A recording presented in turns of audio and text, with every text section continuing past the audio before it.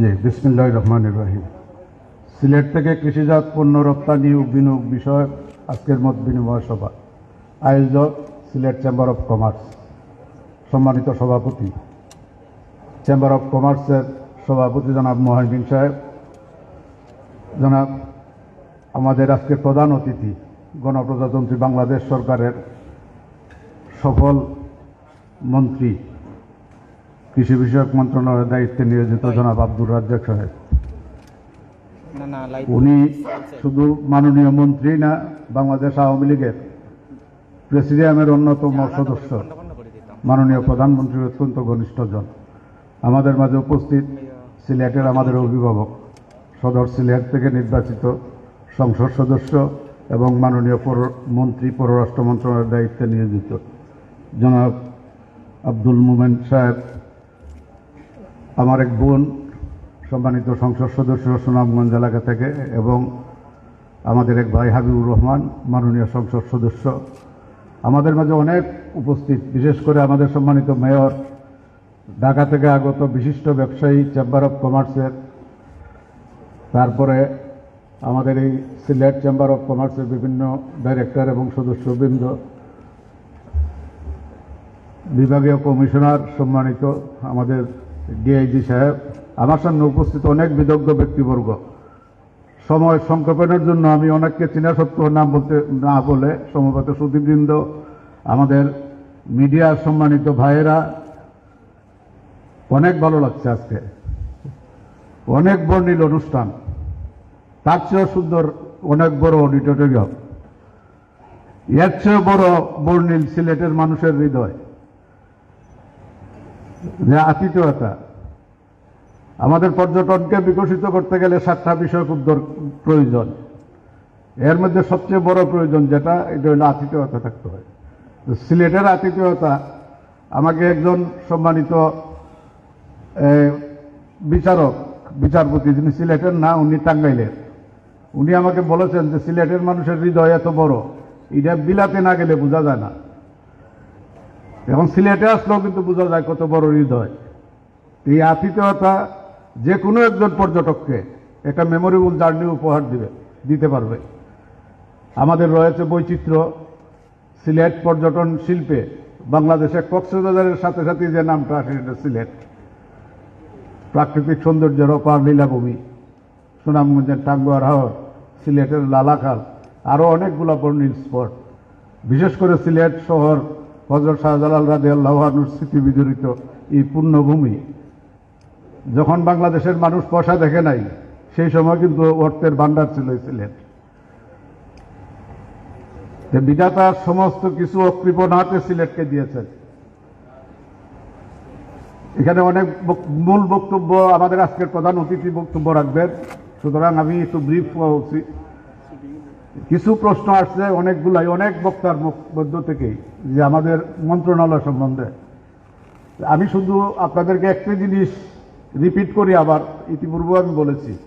আমি শপথ নেওয়ার পরের দিন মাননীয় প্রধানমন্ত্রী আমাকে ডেকে বলেছেন যে সিলেটের লোক 90% বাইরে যারা থাকে, ইউরোপ, আমেরিকা, বিশেষ করে যুক্তরাজ্য, সিলেটের লোক। সুতরাং এই বিমান এবং পর্যটন মন্ত্রণালয় একটা ব্রিজ,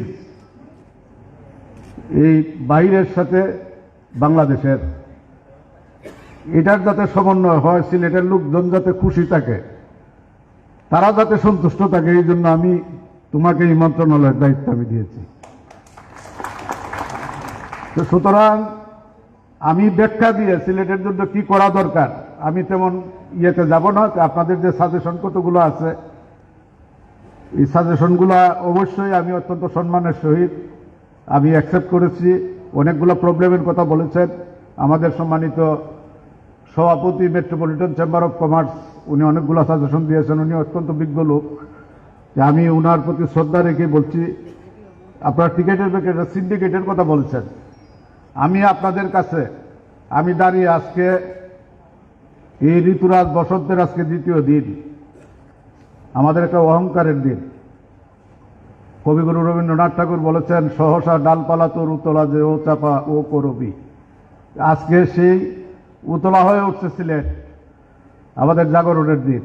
যদি কোনো ধরনের সিন্ডিকেট বা এই ধরনের এই ইয়েতে আপনারা প্রমাণ করতে পারেন, আমার প্রিয় সাংবাদিক ভাইরা, আমি আপনাদেরকেও বলছি, অনেক সময় অনেক সাংবাদিক আমাকে টেলিফোন করেছেন, যদি এই দেশের নাগরিক যারা বিদেশে থাকে তাদের কষ্টজিত অর্থ এই দেশে আসে, এই দেশের অর্থনীতিকে সমৃদ্ধ করে, তাদেরকে তাদের যাত্রার ক্ষেত্রে কোনো ধরনের প্রতিবন্ধকতা কিংবা কষ্টদায়ক কোনো কারণ যদি কেউ তৈরি করে, এই ধরনের সিন্ডিকেটের কোনো ইয়ে যদি হয়, তাদেরকে তাৎক্ষণিকভাবে চাকরি থেকে আমরা অপসারিত করবো। আমি আপনাদেরকে প্রতিশ্রুতি দিই। কোনোভাবেই কোনো লোক এখানে সিন্ডিকেট করে প্রবাসী সিলেটিদের হয়রানির কারণ হবে, এই ধরনের মন্ত্রণালয়ের দায়িত্বে অন্তত আমি থাকা অবস্থায় কাউকে ছাড় দেওয়া হবে না বিন্দুমাত্র। মাননীয় প্রধানমন্ত্রী বাড়ার ব্যাপারে আপনারা বলেছেন, আমি বিস্তারিত যাব না। উনি স্বয়ং সবসময় খোঁজখবর রাখেন। মধ্যে একবার দেখেছেন যে ডোমেস্টিক ওয়ার্কার যারা সৌদি আরব, বিশেষ করে তারাও যখন যায়, কোয়ারেন্টাইন ছিল, সেই 10 দিনের কোয়ারেন্টাইন টিকেটের বাইরেও টাকা প্রায় 70-80 হাজার টাকা লাগতো। মাননীয় প্রধানমন্ত্রী সার্বক্ষণিক এই জিনিসটা মনিটর করেছেন। যাদের উপরে দায়িত্ব ছিল কোয়ারেন্টাইনের, আমরা তাৎক্ষণিকভাবে তাদেরকে ক্যান্সেল করেছি তাদের লাইসেন্স, এবং আমরা নিজে আমাদের সম্মানিত অ্যাম্বাসেডর সাহেব এখানে যৌথ প্রচেষ্টায় হোটেলের ব্যবস্থা করেছি, এবং এটা রিডিউস করে সেই 70-80 হাজার টাকা যেখানে লাগতো সেখানে 25-30 হাজার টাকার মধ্যে আমরা এনেছি। টিকেটের ব্যাপারে আমরা উপর্যুপরি মিটিংয়ে বসেছি, কিভাবে করা যায়। প্রত্যেকটা এয়ারলাইন্সের মালিককে নিয়ে মিটিং করেছি, তাদের কাছে অনুরোধ করেছি যে এই ধরনের একটা পরিস্থিতিতে, যখন একটা ডিভাস্টেটিং ইফেক্ট সারা পৃথিবীতে কোভিডের, সেইখানে আপনারা আপনাদের সহযোগিতার হাত সম্প্রসারিত করুন। তাদের প্রতি আমরা অনুরোধ রেখেছি। আমরা শেষ পর্যন্ত বিমানে যেটা টিকেটিং সিস্টেম, যেটা এটা একটা আন্তর্জাতিক নিয়মে হয়, একই টিকিট আমরা ডিসেম্বরের 18 তারিখ আমরা বসেছি, জিজ্ঞেস করেছি কে কত টাকা দিয়ে কিনেছে, সেই রেকর্ডগুলো আমরা নিয়েছি।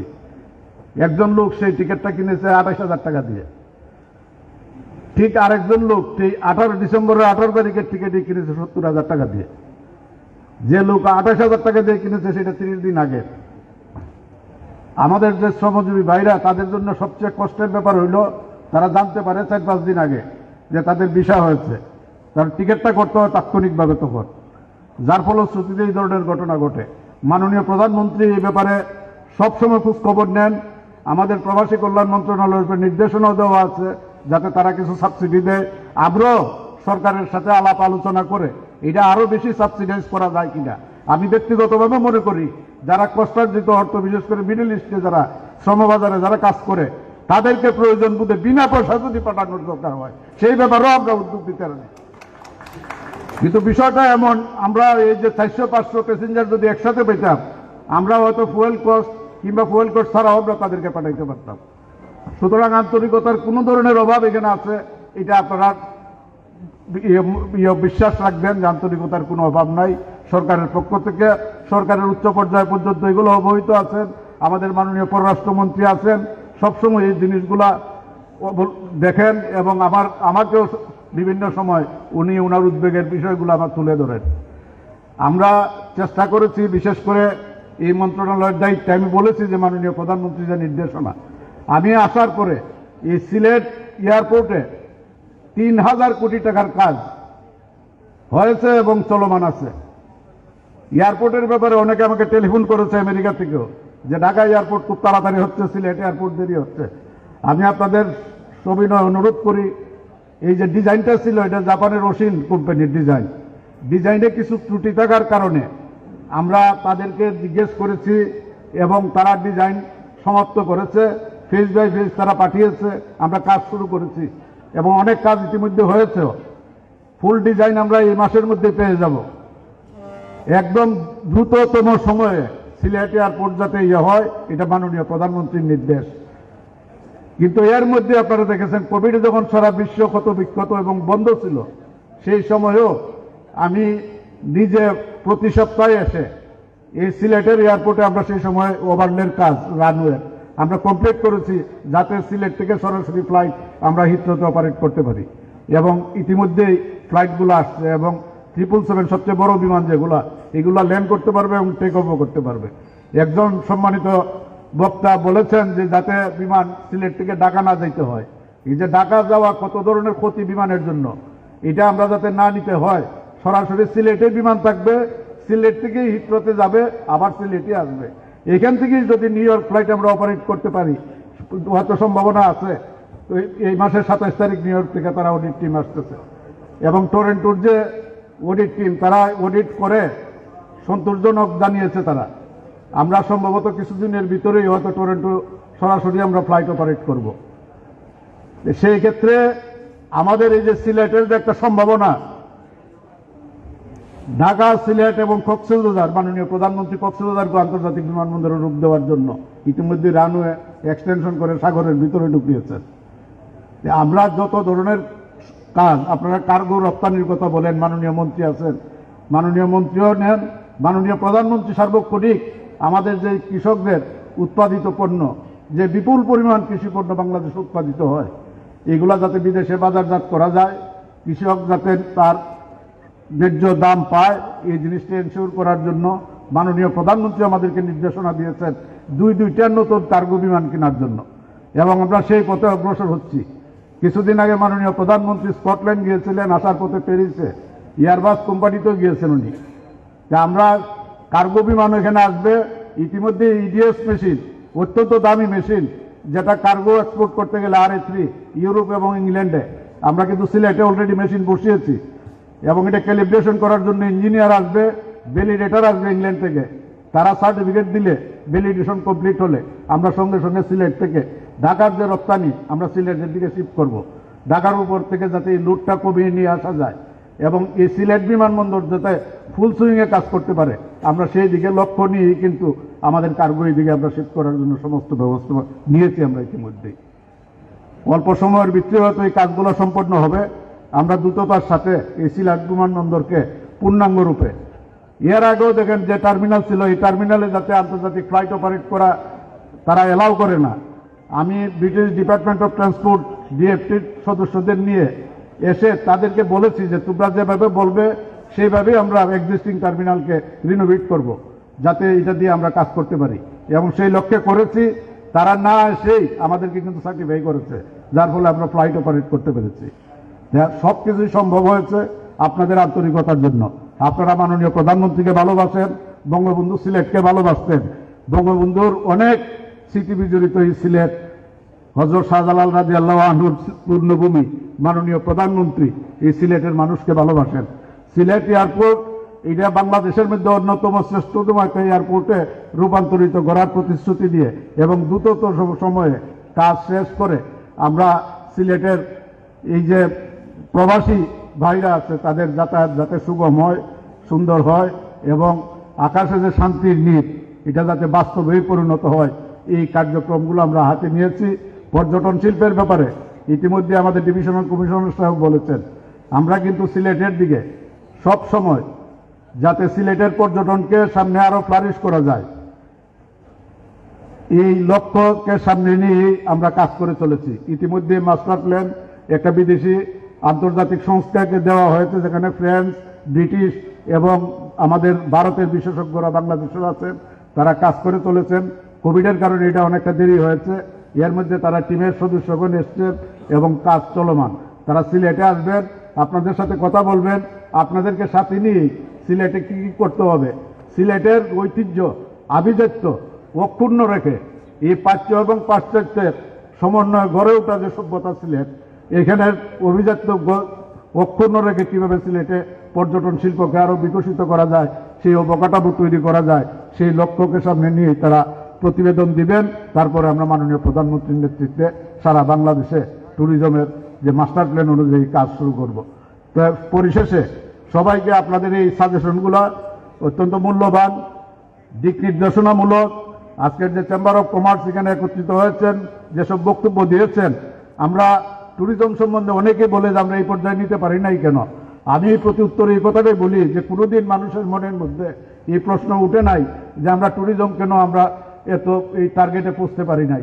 আজকে যেহেতু সবার মনের মধ্যে প্রশ্ন আসছে, সবাই যদি অ্যাওয়ার হয়, সবাই যদি আন্তরিক হয়, ডেফিনেটলি আমরা বঙ্গবন্ধুও চেয়েছিলেন এই বাংলাদেশকে সুইজারল্যান্ডের রূপ দেওয়ার জন্য। মাননীয় প্রধানমন্ত্রীও কক্সবাজার বিমানবন্দর আন্তর্জাতিক করতেছে নিজেদের ট্যুরিজমকে ফ্লারিশ করার জন্য। সিলেটে বিমানবন্দর আন্তর্জাতিক বিমানবন্দর কারণ এবং দ্রুততম সময়ে ফ্লাইট অপারেট করা 777 নামা উঠার ব্যবস্থা করার কারণ হইল সিলেটের এই ট্যুরিজমকে ফ্লারিশ করার জন্য, যাতে ইউরোপ থেকে এবং বিশ্বের বিভিন্ন প্রান্ত থেকে যে কোনো পর্যটক সরাসরি সিলেটে ব্যবসার উদ্দেশ্যে অথবা পর্যটন এই সিলেটকে উপভোগ করা দেখার উদ্দেশ্যে সহজে আসতে পারেন, সেই লক্ষ্যকে সামনে নিয়েই এইসব কার্যক্রম। আমি আমার পক্ষ থেকে বিশেষ করে আজকে অতিথিবৃন্দ বক্তব্য দিবেন, আমি সবাইকে আন্তরিক অভিনন্দন, কৃতজ্ঞতা এবং চেম্বার অফ কমার্সে যারা আজকে নির্বাচিত উপস্থিত যারা এখানে, তাদেরকে আমার অন্তরের অন্তঃস্থল থেকে আমার হৃদয় নিংড়ানো ভালোবাসা জানিয়ে সবার প্রতি আবার সশ্রদ্ধ সালাম জানিয়ে শেষ করছি। আসসালামু আলাইকুম। জয় বাংলা, জয় বঙ্গবন্ধু, বাংলাদেশ চিরজীবী হোক। বিসমিল্লাহির রহমানির রহিম। এই বাসার মাসে এবং ফাল্গুনের দ্বিতীয় দিনে আমি আপনাদের ফাল্গুনের শুভেচ্ছা জানাই। আর সেই সাথে আমি আপনাদের প্রতি কৃতজ্ঞতা জানাই, কারণ আপনারা 3 বছর আগে যে দল এদেশের স্বাধীনতা অর্জনের সহায়তা করেছে, স্বাধীনতা এনে দিয়েছে, সেই দলকে বিপুল ভোটে জয়যুক্ত করার ফলে আমরা গেল বছর দুটো ঐতিহাসিক আপনার দিবস উদযাপন করতে পেরেছি। একটি হচ্ছে জাতির জনকের শতবার্ষিকী আমরা উদযাপন করি এবং সেই সাথে আমরা আমাদের স্বাধীনতার 50 বছর পূর্তি উৎসব আয়োজন করতে সক্ষম হয়েছে। এটা সম্ভব হয়েছে আপনারা আমার দল আওয়ামী লীগকে ভোট দিয়েছিলেন, আমাদের ভোট দিয়েছিলেন, সেই জন্য আপনাদের প্রতি আমাদের কৃতজ্ঞতা থাকল। সেই সাথে আমি স্মরণ করি যে আওয়ামী লীগকে গত কয়েক বছর আপনারা ভোটের যুদ্ধে জয়যুক্ত করেছেন, যার ফলে বাংলাদেশের চেহারা অনেক পরিবর্তন এসেছে। গত 12 বছরে বাংলাদেশে যে অভাবনীয় সাফল্য এসেছে, তার জন্য আমরা নতুন নতুন চিন্তা ভাবনা করার সুযোগও আমাদের সৃষ্টি হয়েছে। ইতিপূর্বে আমরা শুধু পেটের ঠাকদায় ব্যস্ত থাকতাম, এখন কিন্তু খাদ্যে আমরা স্বয়ংসম্পূর্ণ। আর এই খাদ্যে স্বয়ংসম্পূর্ণর জন্যে যিনি এর সবচেয়ে বেশি কৃতিত্ব পাওয়ার দাবিদার, তিনি হচ্ছেন আমাদের মাননীয় প্রধানমন্ত্রী শেখ হাসিনা। সেই সাথে আমাদের খাদ্যমন্ত্রী এখানে আছেন, যার অনুরোধে আমি এখানে এসেছি, এবং তার খাদ্য বিভাগে যত লোকরা কাজ করেন, যারা গবেষণা করেন, তারা বিশ্বকে দেখিয়েছেন যে বাংলাদেশ পারে। যেখানে একসময় 11 টন খাদ্য উৎপাদন হতো, এখন 40 লক্ষ, সরি, হ্যাঁ হ্যাঁ ও খাদ্য বলছি, কৃষিমন্ত্রী, সরি, এখন 40 লক্ষ। সেখানে শুধু ক্রপস না, সেইটাতে আপনার মাছ, তরিতরকারি সবগুলোতে আমরা দারুণ সফলতা অর্জন করি। সেই জন্যে মাননীয় কৃষিমন্ত্রীকে অসংখ্য ধন্যবাদ। আর সেই সাথে আমরা এই 50 বছর পূর্তি উৎসবে আমাদের একটা সুখবর আমরা শুনলাম। আমার সহকর্মী মাহবুব ভাই, আমাদের এয়ার এভিয়েশন মন্ত্রী মাহবুব ভাই বললেন, এবং আমরা জানি ইতিমধ্যেই তারা আমেরিকার সাথে এবং কানাডার সাথে ডাইরেক্ট ফ্লাইটের একটি চুক্তিও সম্পাদন করেছেন। অসংখ্য ধন্যবাদ মাহবুব। আমি আশা করব আমরা আমেরিকার সাথে, কানাডার সাথে আমাদের 50 বছর পূর্তি উৎসব আমরা যখন উদযাপন করছি, তখন আমরা আমাদের ফ্লাইটটাও যাতে চালু করতে পারি, আমি সেই আশায়, সেই প্রত্যাশায় আছি। আজকে অনেকগুলো ইস্যু, এই সেমিনারে অনেকগুলো ইস্যু আলোচিত হয়েছে, অনেকগুলো দাবি দাওয়া পেশ করেছে, যেগুলো ন্যায্য দাবি দাওয়া। তবে আমাদের মনে রাখতে হবে যে আমরা এক লম্ফে স্বর্গে যেতে পারি না। আমাদের ধৈর্য ধরতে হবে এবং আমাদের অধ্যবসায় থাকবে। আমরা বিভিন্ন ক্ষেত্রে আপনার তাগদা দিয়ে চলব, কাজ করতে হবে। তাহলে আমাদের যে বিভিন্ন রকম ন্যায্য দাবি দাওয়া সেইগুলো অবশ্যই আমরা অর্জন করতে পারবো। আর অর্জন করতে পারবো আমি আরো বিশ্বাসী এই জন্যে যে আমাদের নেতা খাঁটি নেতা, আন্তরিক নেতা, যার সিলেটের প্রতি একটি বিশেষ আপনার আকর্ষণও আছে। আপনারা জেনে খুশি হবেন যে আমাদের বড় বড় প্রজেক্ট যেগুলো আমরা ইলেকশন আগে কিছু ওয়াদা করেছিলাম, আল্লাহর মেহেরবান যে মাননীয় প্রধানমন্ত্রীর উছিলায় আমরা অনেকগুলো অর্জন করেছি। আমাদের ঢাকা সিলেট 6 লেন 4+2, এই আমাদের থামাবিল আপনার কিসের 4 লেন, আমরা গোলাঘাটের আপনার রাস্তা, আমরা আমাদের বাধাঘাটের বাইপাস, এই সবগুলোই অনুমোদিত হয়েছে, কাজ শুরু হয়েছে। আমরা ভাগ্যবান যে মাননীয় প্রধানমন্ত্রীর কারণে আমাদের ওসমানী আন্তর্জাতিক বিমানবন্দর এখন সত্যিকারের একটি আন্তর্জাতিক বিমানবন্দর, বহু বিরাট আকারে হচ্ছে, অনেক কাজ অগ্রসর হয়ে গেছে। আমরা ভাগ্যবান যে মাননীয় প্রধানমন্ত্রীর কারণে সিলেটের সব গ্রামে গঞ্জে ইলেকট্রিক বাতি চলে গেছে।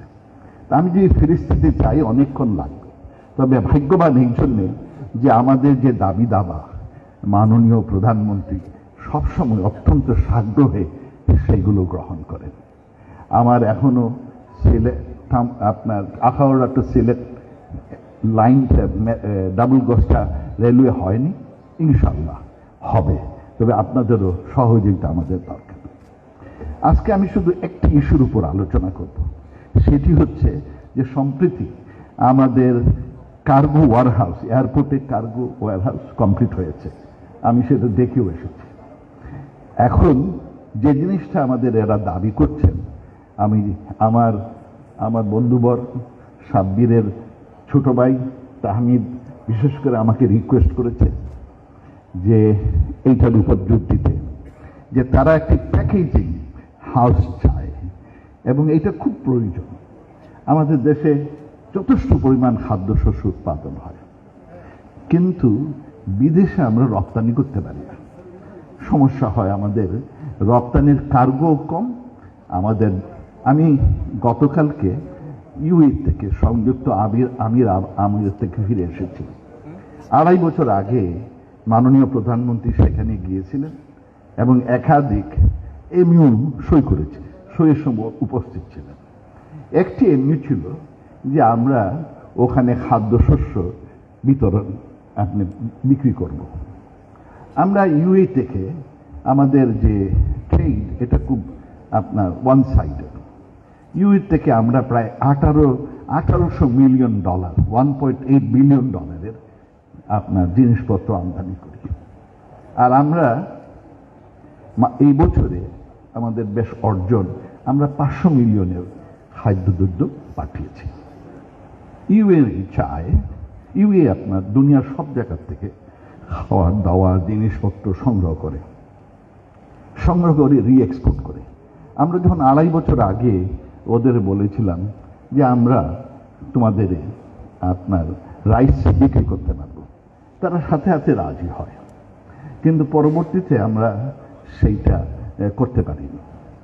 এবারে তাদের সাথে আলাপ হচ্ছে, তারা বলেছে, এবং আমি মাহবুব ভাই দৃষ্টি আকর্ষণ করতে চাই, তারা বলেছে যে আমরা তাদের সাথে চুক্তি করেছি যে প্রতি সপ্তাহে আমিরাত 133টি এয়ারলাইন বাংলাদেশ, প্রতি সপ্তাহে 133টি এয়ারলাইন বাংলাদেশে তাদের দেশে যাবে, আর একই পরিমাণ এয়ার ফ্লাইট আমাদের দেশে তাদের কাছে যাবে। এর মধ্যে আরো 30টি কার্গো ফ্লাইট তারা চায়। বর্তমানে তারা সপ্তাহে আপনার 91টা ফ্লাইট চালু রাখছে, আর আমরা সপ্তাহে 21টা ফ্লাইট, সব প্যাসেঞ্জার ফ্লাইট চালু করি। আমাদের কার্গো নাই। মাননীয় প্রধানমন্ত্রী কিছুদিন আগে ফ্রান্সে গিয়েছিলেন, তখন ওরা আমাদের কাছে, ফ্রান্স আমাদের কাছে প্লেন বিক্রি করতে, জেট বিক্রি করতে চায়। আমেরিকাও আমাদের কাছে জেট বিক্রি করতে চায়। মাননীয় প্রধানমন্ত্রী বলেছেন যে এই মুহূর্তে আমি দুটো কার্গো ফ্লাইট কিনতে চাই। আমাদের ইনশাআল্লাহ আমরা কার্গো ফ্লাইট আসবে। তবে আপনার ইউএর যিনি পররাষ্ট্রমন্ত্রী হিজ হাইনেস আপনার আবদাল্লাহ, তার সাথে আমার আলাপ হয়েছে। সে বলছে যে আমরা চাই যে এই আমার যে কার্গো ফ্লাইট 30টি কার্গো ফ্লাইট শুধু ঢাকায় আসবে না, সেটা ঢাকা, সিলেট, চিটাগং আর যেখানে অধিকত শাকসবজি আছে সেইগুলো আমরা ওখান থেকে পিক করব। আমরা ফার্ম থেকে এনে আমরা করতে চাই যে তোমাদের দেশের ফার্মে যেগুলো তৈরি হয় ওখানে আমরা যাব। সেইখানে গিয়ে আমরা সেই জায়গাতে, সেই শহর থেকে আমার কার্গো ফ্লাইট এগুলো যদি নিয়ে আসে, তাহলে তোমাদের রপ্তানি আমার দেশে অনেক অনেক বাড়ার সম্ভাবনা আছে। যেমন ধরুন আমটা সে বলেছে যে আমি ওখানে গিয়ে কৃষকের সাথে তৈরি করার আগেই আমি আম কিনে নেব, আর তারপর আমি ডাইরেক্টলি যাতে সাপ্লাই চেইন কোনোভাবে বিঘ্নিত না হয় ওইটা আমরা, they have a national programme, এটা বলে ফুড সিকিউরিটি প্রোগ্রাম। তারা বলেছে যে তোমাদের এই জিনিসগুলো আমরা ডাইরেক্টলি আমাদের দেশে আনতে চাই এবং আমরা এগুলো আমাদের দেশে বিক্রি করব, আর বিভিন্ন দেশে, তারা 22টি দেশে রপ্তানি করে, বলে আমরা সেইগুলো জায়গাতে তোমাদের এই মালই আমরা বিক্রি করব। এটা নিয়ে আমরা কাজ করতেছি। আবার মাননীয় প্রধানমন্ত্রী আগামী মাসে আপনার ইউএতে যাবেন এবং তখন যাতে কিছুটা ফাইনালাইজ হয় সেই জন্য আমাদের তারা তাগদা দিয়েছে। দ্বিতীয়ত যেটা, সেটা আমরা চাই, আমরা বলছি যে আমাদের কৃষিক্ষেত্রে আমরা যথেষ্ট সফলতা অর্জন করেছি। We want to share our experience with you guys. আমরা জেনেছি তাদের ফুড সিকিউরিটির আন্ডারে তারা বিভিন্ন দেশে, ইউরোপে, ল্যাটিন আমেরিকায় এবং আফ্রিকার বিভিন্ন দেশে তারা অনেক জমি জমা লিজ নিয়েছে। সেখানে কৃষি করবে, ক্যাটল ফার্মিং করবে, মাছ ফলাবে। আমরা বলি তোমরা করো, কোনো অসুবিধা নাই, তবে আমাদের তোমরা পার্টনার করতে পারো। তোমরা যে কৃষির জমি কিনেছো, লিজ নিয়েছো, আমাদের কৃষকরা সেইখানে তোমাদের কৃষিটা করতে পারে। তোমাদের সাথে আমাদের একটা পার্টনারশিপ হোক। তোমাদের এই লিজ করা জায়গাতে আমরা যত ধরনের আপনার লেবার ফোর্স লাগে, এবং তোমরা আমাদের লেবার ফোর্সকে চিনো, they are hard working, diligent and quick learner, তারা খুব ভালো কাজ করে। তোমরা আমাদের এগুলো নাও, আর তোমরা তোমাদের যে national security, food security programme এর অংশীদার আমাদের করো। তারা সেটা রাজি, তারা সেইটাতে রাজি। সুতরাং আমাদের বিরাট স্কোপ তৈরি হয়েছে। এই জন্যে আমাদের এইখানে যদি এই যে প্যাকেজিং হাউসটা তৈরি হয়, তাহলে আমার মনে হয় আমরা এক ধাপ অগ্রসর হয়ে যাব। আর আমি এই জন্যে আমাদের চেম্বার অফ কমার্সের দাবির প্রতি সম্পৃক্ততা প্রকাশ করি, এবং আমি মাননীয় কৃষিমন্ত্রীকে বলবো, আমি কৃষিমন্ত্রী সে আমাকে ফোন করেছেন যে এখানে আসবেন, এবং তার সম্মানে আমি বিশেষ করে আজকে এখানে এসেছি। এবং আমি আশা করব যে মাননীয় কৃষিমন্ত্রী, উনি আমাদের ক্যাবিনেটের সবচেয়ে সম্মানিত, অন্যতম সম্মানিত ক্যাবিনেট সদস্য, তিনি যদি এই কথা বলেন, ইনশাআল্লাহ আমাদের এটা অর্জন সম্ভব হবে। আমি সেইটি আশা করব। আর সেই সাথে আমি আমাদের এভিয়েশন এবং বিমানমন্ত্রীকে বলতে চাই, আমাদের বহু রকমের সমস্যা, আমি ওখানে গিয়েছিলাম, ওরা সমস্যা দিয়ে আমাদের জর্জরিত করেছে। আপনার বিমানের ভাড়া, হমক টমক, যা সম্পর্কে আপনার সাথে ইতিমধ্যে আলাপ হয়েছে, এইগুলোতে আমাদের মোর সেন্সিটিভ হতে হবে। কারণ বিমানের ভাড়া বেশি হলে বিদেশি এয়ারলাইনগুলো বেশি ভাড়া চার্জ করে, আর তারা তো ফরেন এক্সচেঞ্জটা নিয়ে যায়। আমার গরিব আপনার লেবাররা যে ফরেন এক্সচেঞ্জ যা পাঠায়, তার একটি বড় অংশ তারা খেয়ে ফেলে। সেই জন্যে আমার যাই হোক, সেই ব্যাপারে আমাদের আরও সেন্সিটিভ হতে হবে। আমি আপনাদের বেশি সময় নিব না। আমার এইটা যে there is a lot of scope. এই কৃষি এবং কৃষি জাতীয় জিনিস আমরা ব্যবসা করে আমাদের ব্যালেন্স অফ ট্রেড আরও উন্নত করতে পারি। সুযোগ আছে, সুযোগটা আমাদের বোধহয় অ্যাপ্লাই করতে হবে। এবং সেই জন্যে আমি খুব আনন্দিত আজকে যারা ডিসিশন মেকার তারাই এখানে উপস্থিত আছে, বিমানমন্ত্রীও আছেন, আমাদের কৃষিমন্ত্রীও আছেন। This is a great opportunity.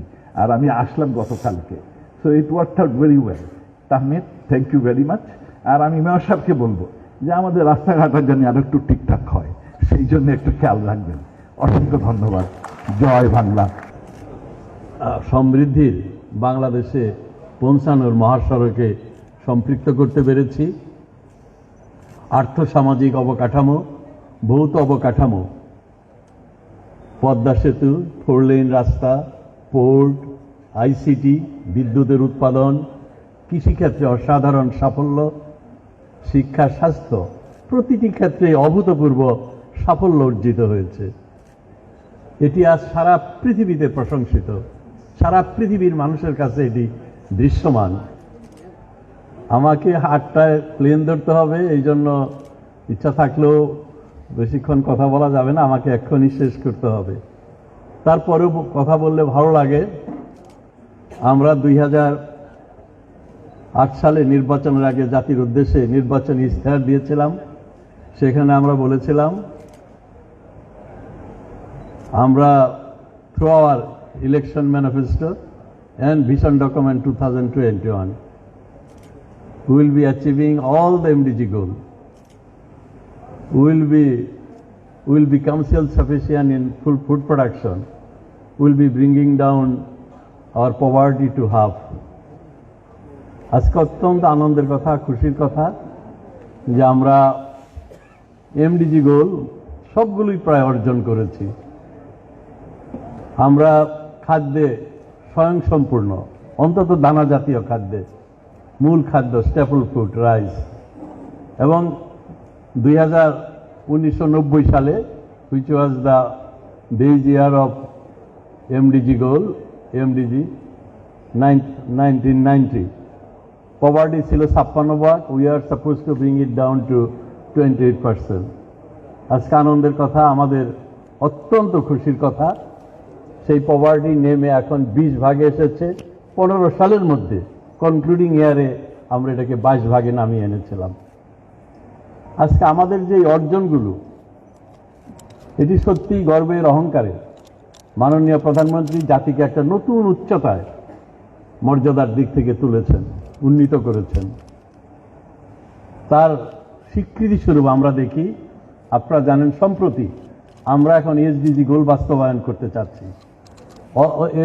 SDG goal 17টি goal, 168টি target, এটি বাস্তবায়নের জন্য আমরা কাজ করছি প্রায় 6 বছর। এই 6 বছরে আমাদের যে অর্জন হয়েছে সেটিও আজ পৃথিবীতে প্রশংসিত হচ্ছে, স্বীকৃত হচ্ছে।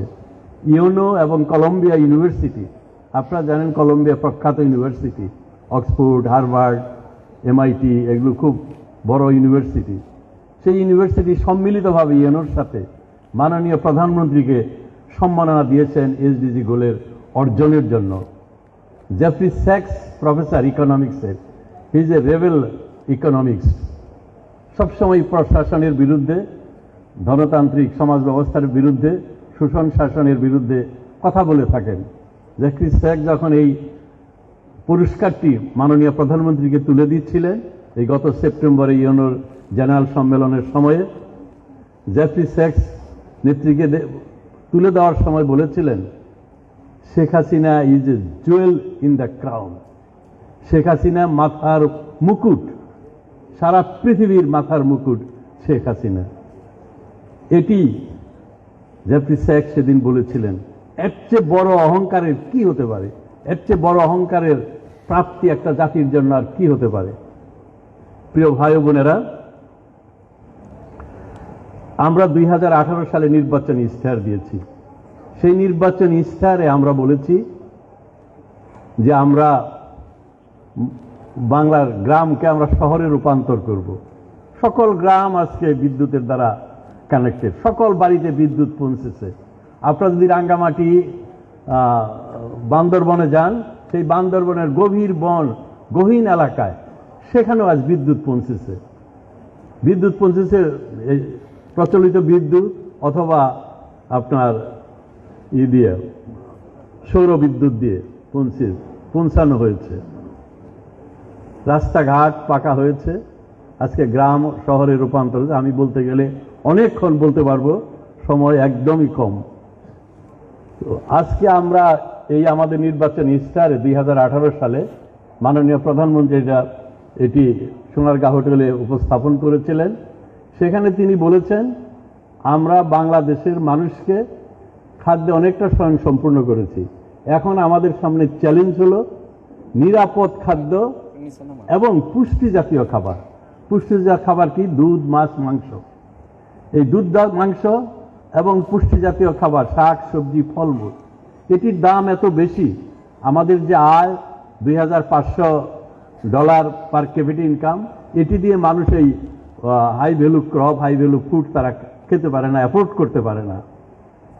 এর জন্য কি করতে হবে? এর জন্য আমরা বলেছি, দেশের 60-70% মানুষ গ্রামে বাস করে। 60-70% মানুষ, তাদের জীবিকা কোনো না কোনোভাবে কৃষির সাথে জড়িত। 40% মানুষ এখনো প্রত্যক্ষ তাদের কর্মসংস্থান কৃষি থেকে, আর 60-70% মানুষ কোনো না কোনোভাবে কৃষির সাথে জড়িত।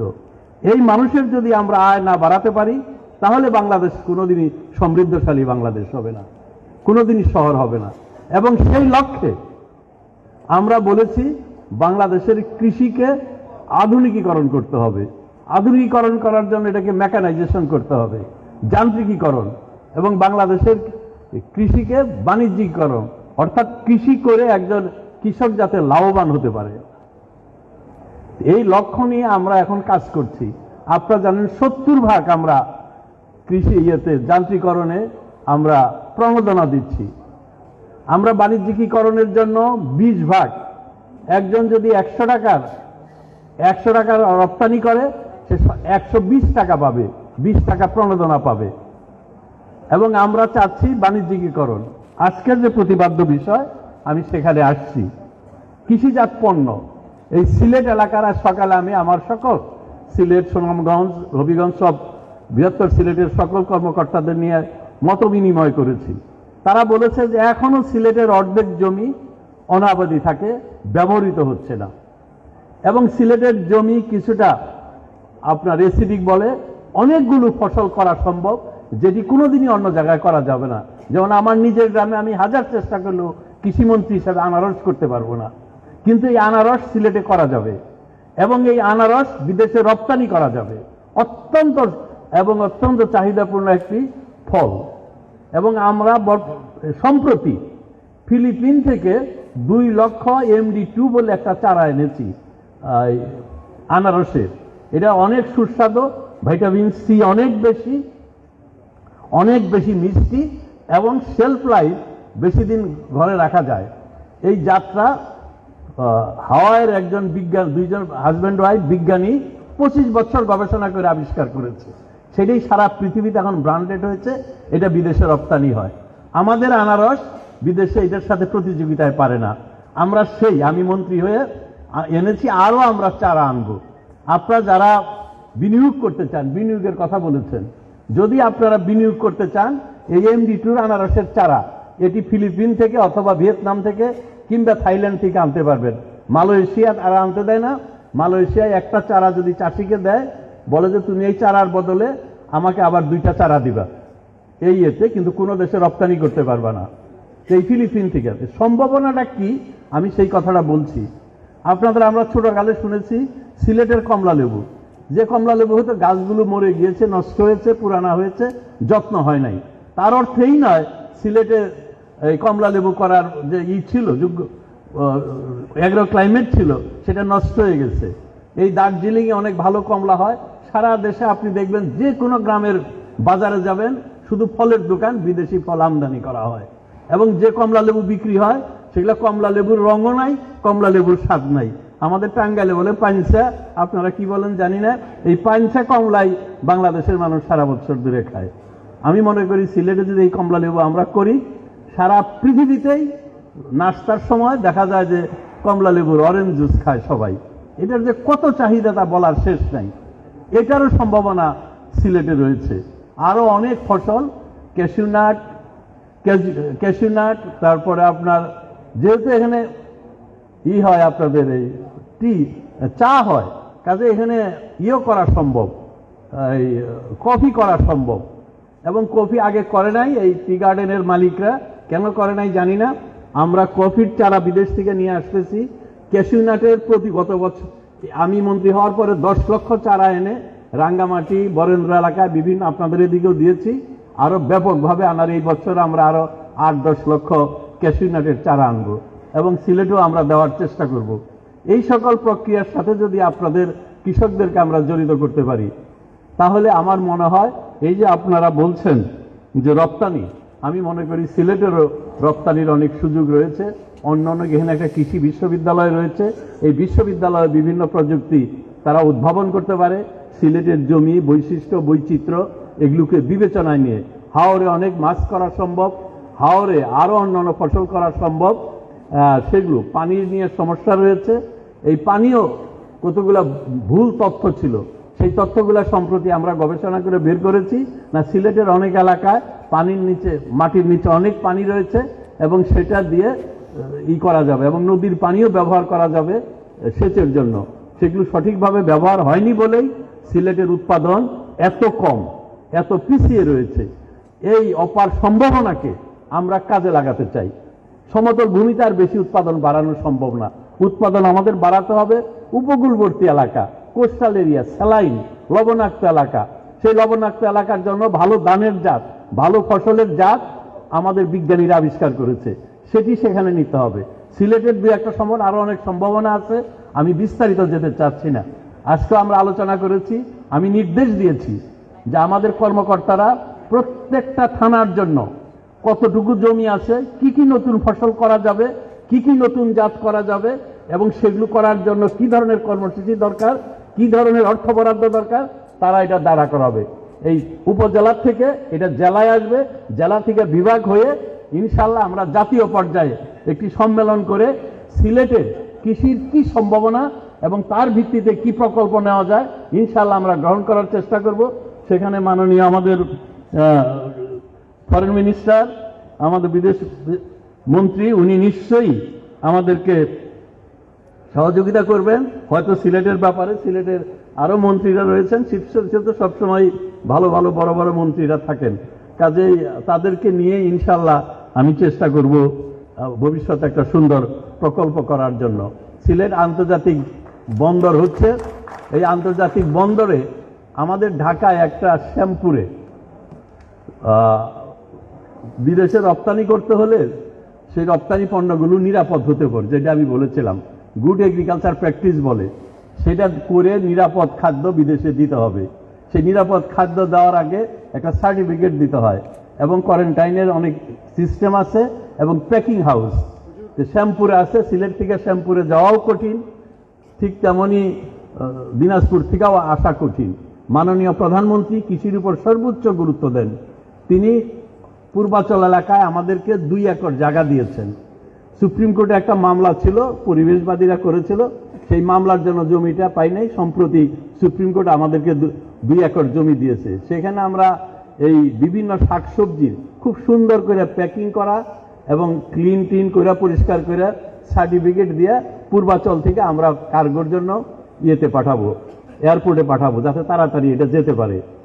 তো ঠিক আমাদের কাছে যে দাবিটা এসেছে যে সিলেট যেহেতু একটা আন্তর্জাতিক বন্দর হচ্ছে, সিলেটেও আমাদের এরকম একটা প্যাকিং হাউস এবং আমাদের এই একটা ল্যাব এই সার্টিফিকেট দেওয়ার জন্য, সেটাও আমি আপনাদেরকে প্রতিশ্রুতি দিচ্ছি ইনশাল্লাহ আমরা সিলেটে এটি করব।